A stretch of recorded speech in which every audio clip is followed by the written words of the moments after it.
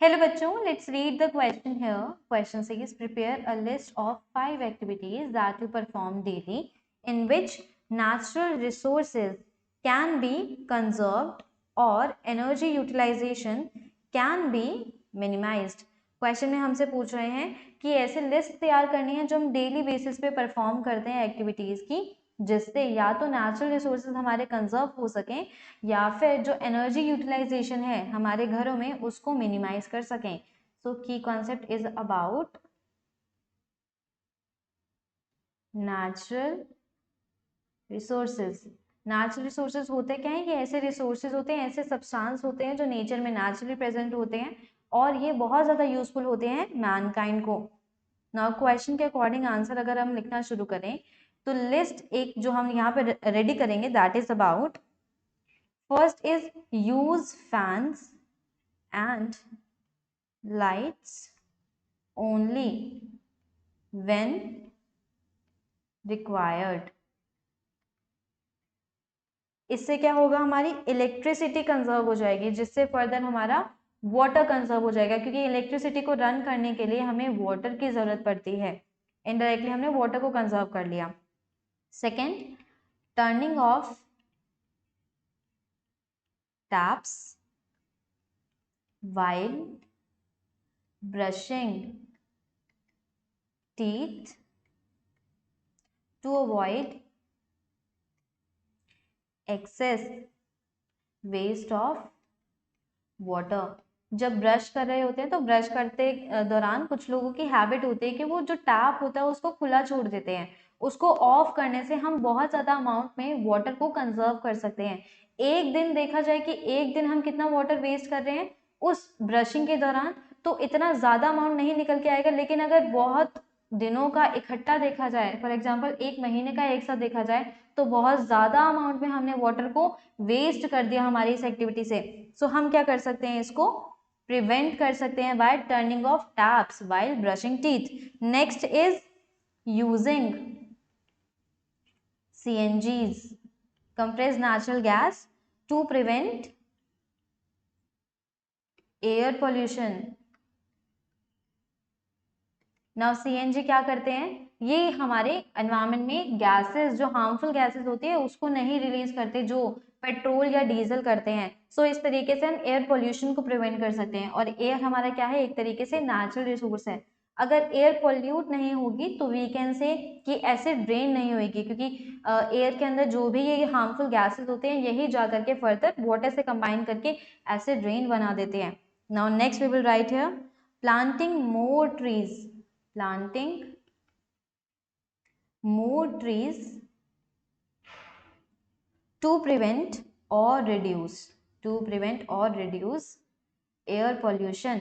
Air pollution को reduce करने के लिए हमें क्या चाहिए होंगे? ज़्यादा से ज़्यादा अमाउंट में प्लांट चाहिए होंगे. और इसके साथ साथ हम क्या कर सकते हैं? Preventing deforestation. प्रिवेंट मतलब फॉरेस्ट जो हमारे बहुत ज़्यादा अमाउंट में कम हो रहे हैं उनको हम प्रिवेंट कर सकते हैं. कैसे? Bye planting more and more trees. और जितनी भी हमारी फॉरेस्ट से हमें चीज़ें मिलती हैं उनको हम अगर रिसाइकल कर सकते हैं तो भी बढ़िया है, अगर रीयूज कर सकते हैं तो और भी बढ़िया है, क्योंकि रिसाइकलिंग में हमारा क्या होता है? खर्चा थोड़ा सा बढ़ जाता है, और जबकि रीयूज में हमारा वही खर्चा बच सकता है. रिसाइकलिंग में फर्दर हमें इलेक्ट्रिसिटी की रिक्वायरमेंट पड़ती है और इलेक्ट्रिसिटी हमें पता है कि फर्दर वाटर से आती है. सो इस तरीके से हम वाटर को प्रिवेंट कर सकते हैं बाय प्रिवेंटिंग डिफॉरेस्टेशन. और अगर डिफॉरेस्टेशन प्रिवेंट हो गया तो हम क्या करेंगे? सॉइल इरोजन भी प्रिवेंट कर सकते हैं. Afforestation can prevent soil erosion. Soil हमारा एक तरीके का नेचुरल रिसोर्स है जिसको हम कैसे प्रिवेंट कर सकते हैं? एक ऐसी लैंड, एक ऐसी जगह जहाँ पे कभी भी फॉरेस्ट कभी एग्जिस्ट नहीं करा, लेकिन हम फॉरेस्ट वहाँ पे नई तरीके से अगर लगा देंगे तो वहाँ की जो लेयर है सॉइल की, फर्टाइल लेयर, उसको इरोजन से बचा सकते हैं. नेक्स्ट, फॉरेस्ट क्या करते हैं? वाटर को भी कंजर्व करते हैं. नाउ तो ट्रीज का क्या करेंगे हम? More and more plantation. तो ये हमारा 4th पॉइंट में ही कवर हो गया था. नेक्स्ट लिखेंगे less use of chemical fertilizers. Less use of chemical fertilizers to prevent soil erosion. Soil pollution कहेंगे. इरोजन इज कि वो जो लेयर होती है सॉइल की टॉप मोस्ट, जो सबसे फर्टाइल होती है, वो हट गई है. यहाँ पे लिखेंगे हम सॉइल पॉल्यूशन. केमिकल्स को जब हम प्लांट्स पे स्प्रे करेंगे तो स्प्रे करने के बाद वापस से वाटर दिया जाएगा प्लांट को, तो वाटर से क्या होता है कि जो केमिकल्स होते हैं वो सॉइल में फिर से ऐड हो जाते हैं और सॉइल को एक तरीके से पॉल्यूट करते हैं, क्योंकि केमिकल कंटेंट बहुत ज़्यादा बढ़ जाता है सॉइल के अंदर. नेक्स्ट हम लिखेंगे use of biodegradable material, degradable matter to form manure so that soil pollution can be prevented, so that soil pollution can be prevented. And there will be reduced numbers of landfills.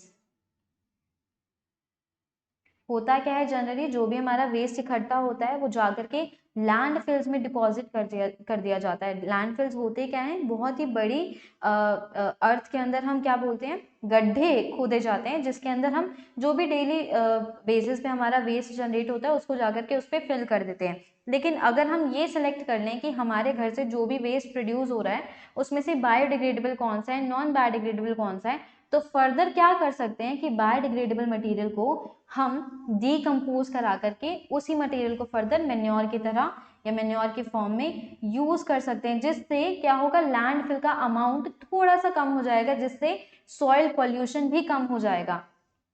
And soil is also a natural resource for us. Next, use solar water heating methods in winters. Generally winters में क्या देखने मिलता है कि हम electric geysers on कर देते हैं पानी जब भी हमें गर्म चाहिए होता है. इसके अलावा हम क्या कर सकते हैं, जो हमारे ऊपर टैंक रखे होते हैं घरों के, जहाँ पे हम पानी स्टोर करके रखते हैं, उससे अ नंबर ऑफ पाइप्स जो ट्रांसपेरेंट होते हैं थोड़े से, जैसे सपोज ये हमारा टैंक है, इस टैंक से हमारे ये पाइप्स कुछ इस तरीके से ओरिजिनेट करते हैं और तब जाकर के ये फर्दर पाइपलाइन में डिपॉजिट हो जाते हैं.